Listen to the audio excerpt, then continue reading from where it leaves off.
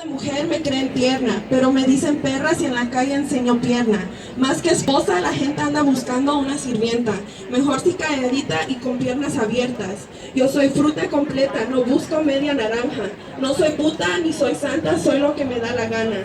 Aspiro a ser tratada como humana, es lo mínimo. De este delirio colectivo me emancipo, yo abdico.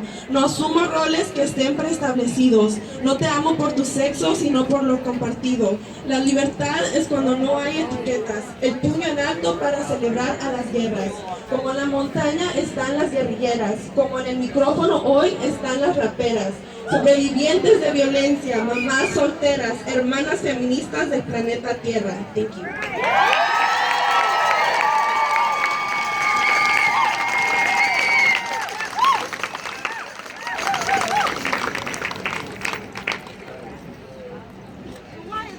Being so shy. Come on the stage, come out, please. Hi, thanks for coming out today.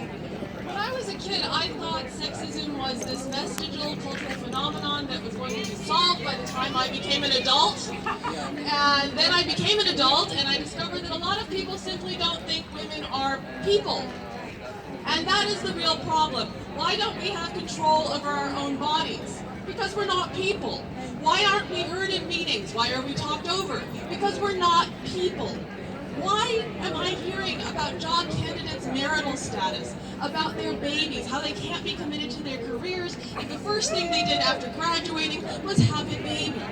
We have to solve this. We have to defend our humanity and our personhood. And this conversation is going to be slow, it's going to be painful, and we have to have it person by person to defend our very humanity. Thank you.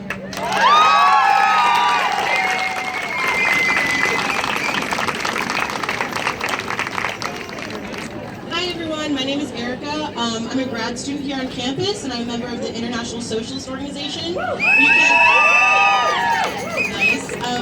You can catch our tent right over there. We have a lot of awesome stuff for you. So every year is International Women's Day, but there's a reason that we're all here together today. So I wanted to acknowledge that today is the 100th anniversary of the February Revolution in Russia, which was kicked off by women, so that's something we should definitely be proud of. I also want to point out that this year, landmark feminists like Keeanga-Yamahtta Taylor and Angela Davis have repoliticized Women's Day. And there's a reason that's happened this year. I think a lot of us have been energized by the election of Donald Trump. And nice, yeah, he's a horrible person. And while I'm so thankful that so many of us have joined on the streets to fight against Donald Trump, we know that we're fighting more than just this one person or this one administration. We're fighting against the oppression of women around the world, from Ferguson to Palestine, Syria to Poland. We're fighting against domestic violence, sexual assault, erosion of our reproductive rights. We're fighting against a system of exploitation that allows the top 1% to hoard the majority of the wealth in our country and all over the world.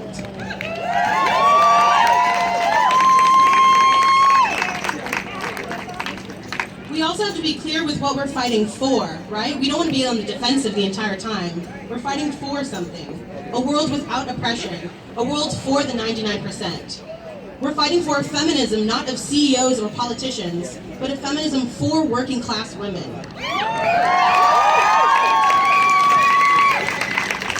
We're fighting for a feminism for women of color, for trans women, mothers, LGBTQ women.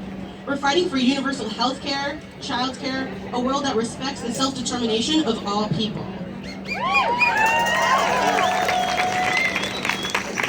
We also know that how we fight matters. We know legislative gains can only get us so far.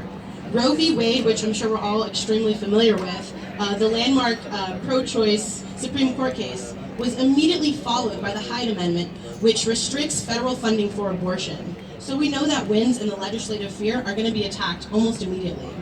We need to look to women to the fights like the women in Poland who took to the streets immediately after a harsh abortion bill was passed, and that bill was immediately rolled back after they took to the streets en masse.